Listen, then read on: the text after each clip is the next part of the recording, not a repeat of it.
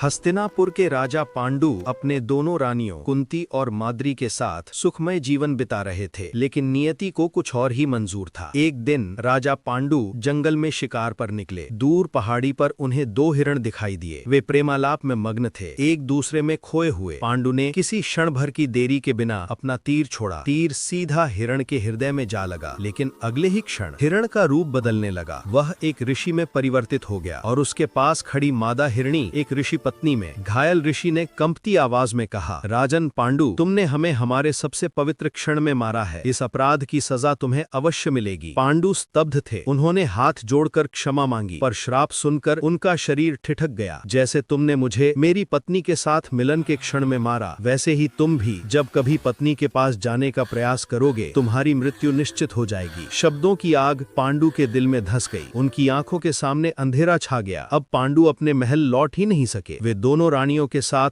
One में रहने लगे, मन हमेशा भय में डूबा हुआ। कुंती और माद्री उनसे संतान चाहती थीं, पर पांडु जानते थे पत्नी को स्पर्श करते ही उनकी मृत्यु हो जाएगी। श्राप उनका पीछा करता रहा, हर खुशी से, हर सपने से। सालों बाद एक बसंती सुबह माद्री फूल तोड़ने गई। पांडु उनकी सुंदरता देखकर स्वयं पर नियंत्रण खो बैठे। वे श्राप भूल गए और जैसे ही माद्री को छूने के लिए हाथ बढ़ाया, श्राप सत्य हो गया। पांडु का प्राण वहीं निकल गया। माद्री फूट फूट कर रो पड़ी। उन्होंने खुद को दोषी मानकर सती हो जाने का निर्णय लिया। कुंती अकेली रह गई, 5 पांडवों को अकेले पालने के लिए। और इस तरह एक क्षण की भूल ने महान राजा पांडु का जीवन बदल दिया और इतिहास को दिशा। यही है पांडु के श्राप की कथा, जो महाभारत का सबसे दर्दनाक अध्याय मानी जाती है। यदि वीडियो पसंद आया है तो लाइक कीजिए और सब्सक्राइब करके अपने दोस्तों को शेयर कीजिए।